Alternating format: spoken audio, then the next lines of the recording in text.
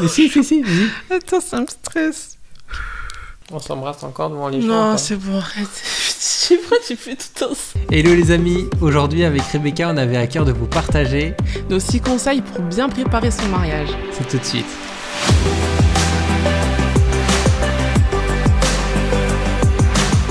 Comme vous le savez, Rebecca et moi nous sommes mariés en août 2019.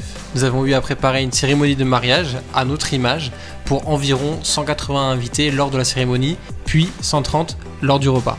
Depuis cet heureux événement, je remarque que Rebecca est souvent sollicitée par ses amis, des proches ou même des étrangers qui viennent la contacter pour lui demander des conseils sur comment préparer son mariage. Elle a beaucoup de ressources à vous partager. Ok bébé, du coup, qu'est-ce que tu pourrais présenter comme premier critère à une personne qui souhaiterait préparer son mariage au mieux? Alors tout d'abord, il faudrait définir en fait, le budget tout simplement. Donc quand je dis définir le budget, c'est définir un budget global du mariage qui compterait le repas, le lieu, le domaine. Les différents prestataires aussi. Les différents prestataires, la robe de mariée, le costume, un peu tout ça. Et comme ça, en fait, ça permet d'avoir une grosse enveloppe globale et de pouvoir un peu savoir où est-ce qu'on peut mettre l'argent. Il faut aussi se définir entre nous, entre les mariés, ce qu'ils veulent, qui paye tout simplement. Est-ce que c'est les deux à 50-50? Est-ce qu'il y a un peu d'aide de la famille? Ça, c'est vraiment à définir que tous les deux. Ça permet de ne pas s'embrouiller aussi. Et ça permet aussi de respecter le budget et peut-être aussi en ayant des aides un peu à droite à gauche, on peut avoir peut-être un mariage un peu plus conséquent.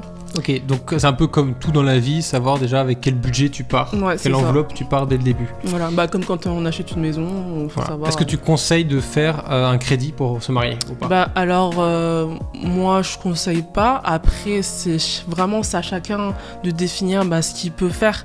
Moi je trouve que bof, parce qu'après on commence un peu notre vie avec un crédit, c'est un peu compliqué après à rembourser si on va acheter un appart ou une maison ou si on va un peu faire un voyage ou quelque chose comme ça. Mais non, je trouve que ça serait bien de faire un mariage, faut pas faire au rabais, je pense, mais il faut vraiment faire un mariage à son image. Mais il faut vraiment aussi se dire, ok, on a, je dis 15 000 euros, voilà, on va essayer de pas dépasser, comme ça, il y a tout qui rentre dedans, quoi. Ok, super.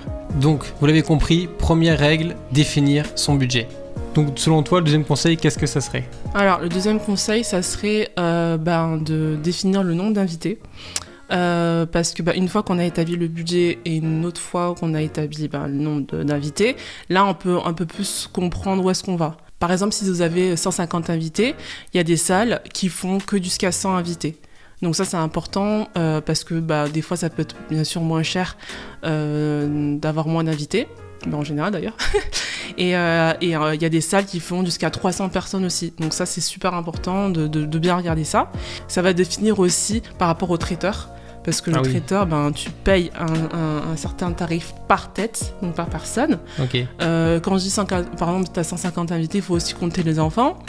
Les enfants, en général, le traiteur, ils font... on va dire le tiers, moitié. En général, c'est une fourchette entre 10 et 15 euros par enfant, donc c'est pas très cher.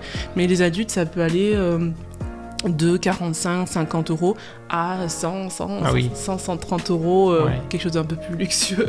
Tu veux dire qu'aussi le nombre d'invités va forcément déterminer le budget du mariage. Ouais, c'est ça. Comme tu payes par tête, plus il y a d'invités, plus ça va coûter cher. Après, il y a la solution alors j'invite des personnes à la cérémonie, mais pas tout le monde à la soirée. Donc ça, c'est pareil, on en discute, vous en discutez avec votre fiancé, etc. Parce que il y en a qui considèrent qu'il faut inviter du début à la fin, que ça se fait pas trop. Et il y en a qui disent c'est pas grave, mais tant qu'il y a des personnes qui peuvent venir à la cérémonie, mais je peux pas inviter tout le monde à la soirée, ça peut se faire aussi. Mais je sais qu'il y a aussi certaines cultures qui trouvent que ça se fait pas. Voilà, c'est vraiment à vous d'en discuter, de voir ce que vous en pensez, ce qu'il est possible de faire. Dis-moi, est-ce que selon toi, il y a aussi des options aussi à prévoir? Oui, alors ce que j'ai oublié de dire, c'est que en fait, nous, notre mariage, vraiment, on l'a fait sur 2 journées, c'est-à-dire qu'on a fait le samedi, je crois samedi début d'après-midi, c'était la mairie. Ensuite, c'était la cérémonie, puis après, il y avait le repas le soir. Et puis après, le lendemain, il y avait un brunch Bon, la mairie, heureusement, en tout cas c'est bien pour nous, il y a eu tout le monde, franchement, c'est la première fois je crois que je vois un mariage. Salle blindée. Il y avait plus de place dans la salle et franchement tout le monde est venu. Moi je me suis dit, bah, les gens ils ont la flemme de venir souvent à la mairie, ils vont venir qu'à la cérémonie. Pour le brunch, bah, là aussi il y a une enveloppe à mettre parce que bah, le brunch, il faut aussi que nos invités puissent se restaurer. Alors à savoir que souvent, dis-moi si je me trompe, mais les traiteurs proposent aussi des forfaits quand tu les prends sur 2 jours. Ouais. Ils vont adapter le coût.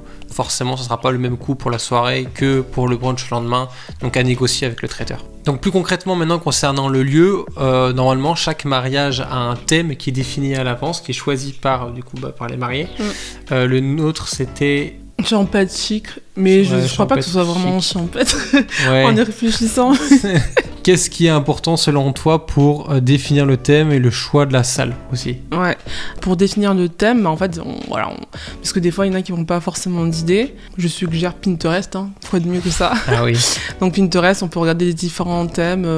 Ça peut être champêtre, ça peut être classe, ça peut être vintage, je sais pas, années 80, bohème. Voilà, il peut y avoir vraiment plein de styles et c'est là qu'il faut vraiment le définir. Vous visitez après des salles, des endroits. Il y a des salles qui seront complètement vides.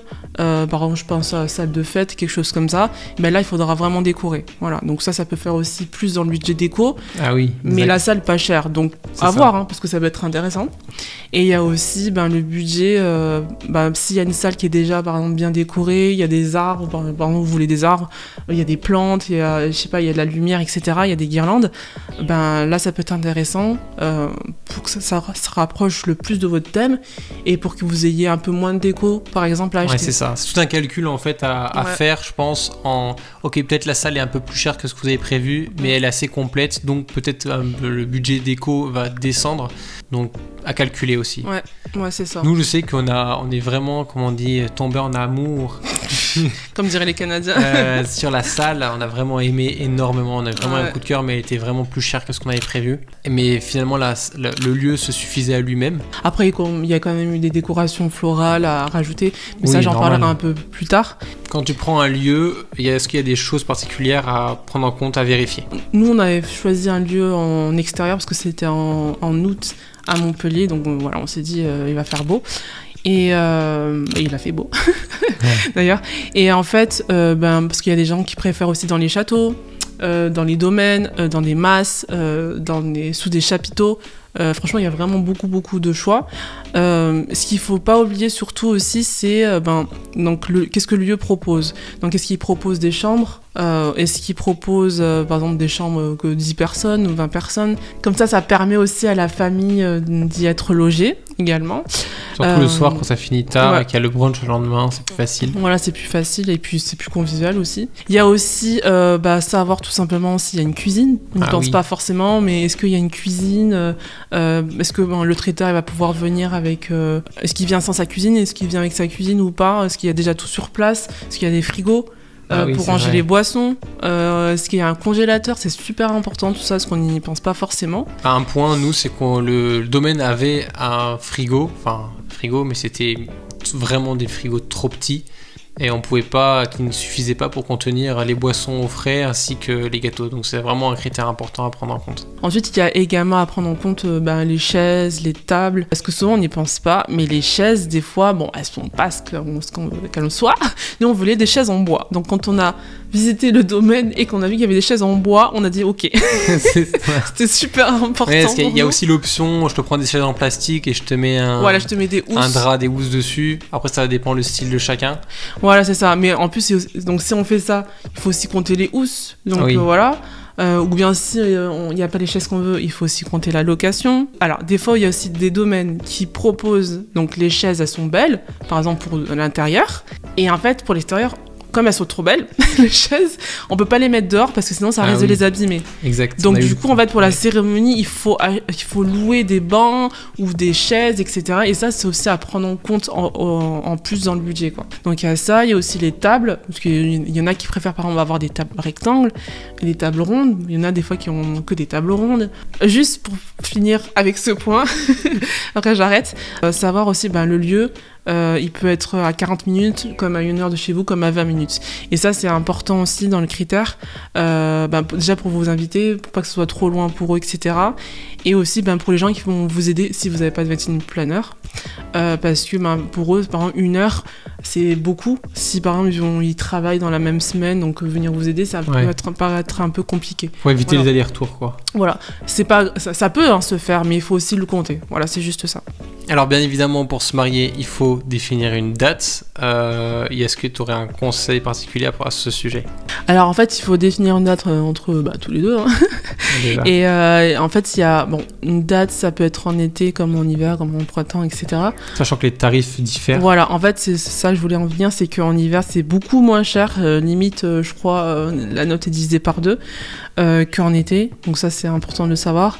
Mais en été, par contre, il y a plus d'invités qui seraient susceptibles de venir parce que les vacances, avec les enfants, tout ça, c'est plus compliqué. Il y a aussi les mariages en semaine qui peuvent être moins chers et les mariages le week-end qui sont plus chers. Et n'oubliez pas aussi de prévenir les invités assez tôt pour qu'ils puissent s'organiser pour venir parce qu'ils vont devoir souvent prendre des chambres d'hôtel ou des Airbnb.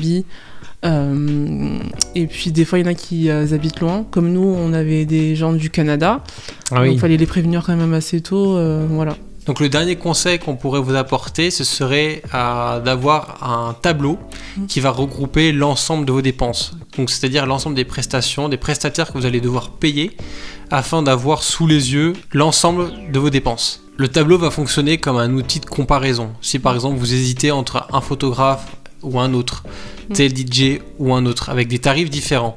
Le fait de les avoir sur le tableau, ça va permettre d'avoir un fil conducteur et suivre votre budget sur toute sa durée. Donc la partie horizontale, j'avais mis par exemple lieu numéro 1, 2, 3, etc. Et en fait, la partie verticale, j'avais mis tout ce qui est tout ce qu'il y a dans le lieu, par exemple, les chaises, pas de chaises, etc. J'avais mis traiteur aussi, parce qu'il y a des lieux qui proposent des traiteurs, comme il y a des lieux qui n'en proposent pas, donc il faut le rajouter dedans, dans le devis. J'avais mis aussi tout ce qui est partie photographe, vidéaste, maquilleur, coiffeur, et tout, etc. Il y a aussi la ligne Wedding Planner, parce que s'il y en a qui en prennent, il faut aussi... voilà. Après, Wedding Planner, elle fait quand même un coût global. Il y a toute la partie aussi fleuriste, décoration et DJ, animateur de soirée, etc. Donc il faut vous mettre tout ça dans un tableau, tout comparer, voir les tarifs, ce qu'ils proposent. C'est vraiment important parce qu'il y a des photographes, toi tu le sais, hein. Toi tu proposes quoi par exemple? Moi en photo, je vais proposer par exemple plusieurs forfaits qui va commencer par exemple avec la couverture de la préparation, de la mairie ou de la cérémonie. Certains mariés ne voudront pas la préparation, voudront juste la cérémonie de la mairie plus la cérémonie officielle. Il y aura la soirée ou pas, jusqu'à minuit ou heure supplémentaire. Tout va varier en fonction de chaque photographe et de ce que vous souhaitez aussi. Il y a le traiteur aussi à choisir. Il y en a qui font vin d'honneur, repas et dessert. Et par exemple, s'il ne fait pas le dessert, il faut trouver aussi quelqu'un qui fait le gâteau. Petit conseil pratique dans notre expérience. Rebecca voulait absolument un gâteau en pièces montées. Le prix, c'est vrai qu'il est assez conséquent pour si on veut une grosse pièce montée pour 130 invités. Ouais, les Nate Cake. Ouais, les Nate Cake. Voilà, du coup, on est parti sur l'option. On a pris un gâteau en pièces montées de taille moyenne. Ouais. Et on a complété à côté avec des petits gâteaux chez Leclerc Traiteur qui sont très bons, qui sont très bons et qui ont eu un succès fou. Ouais. Oui, parce que ils sont très présentables aussi.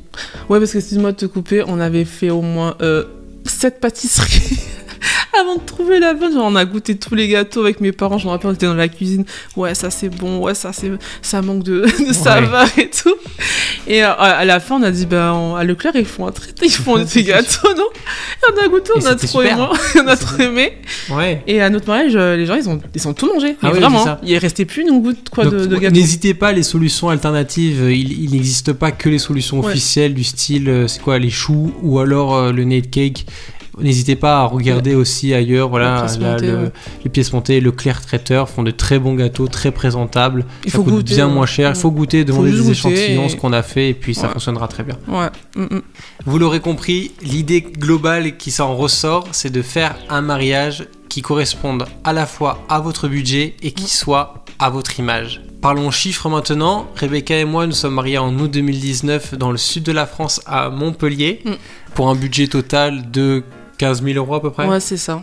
Comment est-ce que tu pourrais le découper à peu près? Ouais, on va dire que la salle était à peu près à 4 000 €. Puis ensuite, j'ai un peu noté, le traiteur, c'était à peu près pour 3 700, quelque chose comme ça. On a rajouté les boissons pour 500 €, quelque chose comme ça. Les DJ 400, les photos 1500. La déco, on a eu pour à peu près 800 €. Après, il y a les robes, costumes, tout ça pour 1500 à peu près. Et après, c'est vrai qu'on a eu de l'aide.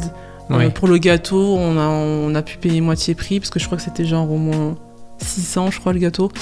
Donc il y a une amie qui nous a aidé pour ça. Et puis après le maquillage et la coiffure, c'est vrai que là on a demandé l'aide. C'est pour ça qu'on dit il faut faire aussi en fonction de votre budget. Là, moi c'était ma tante qui m'a maquillée, c'est ma mère qui m'a coiffée.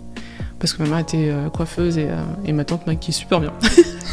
Voilà. Ok, donc là c'est l'arrangement avec la famille aussi. Il faut pas oublier une chose, c'est que forcément les invités qui vont venir normalement, vous pouvez créer un pot leur commun. Ah oui, pour que chaque invité puisse vous soutenir aussi financièrement.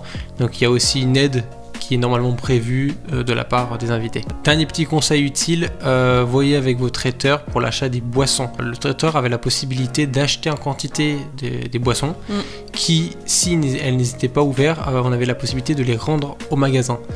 Et ça, c'était quelque chose de vraiment incroyable parce que du coup, à la fin, on a pu rendre et être remboursé de pas mal de... je crois au moins 300. Hein. Ouais, au moins 300 € de boissons qu'on a pu rendre parce qu'elles n'étaient finalement pas utilisées. Ouais. Donc, essayez de voir avec votre traiteur cette possibilité-là. En tout cas, c'est un des moyens pour économiser de l'argent. Ouais, notamment pour le champagne. En fait, c'est le budget le plus conséquent dans les boissons. Et c'est ce qui nous a permis de faire une plus-value. On a fait une plus-value à notre mariage. C'est ça. On a gagné de l'argent voilà. pour notre mariage.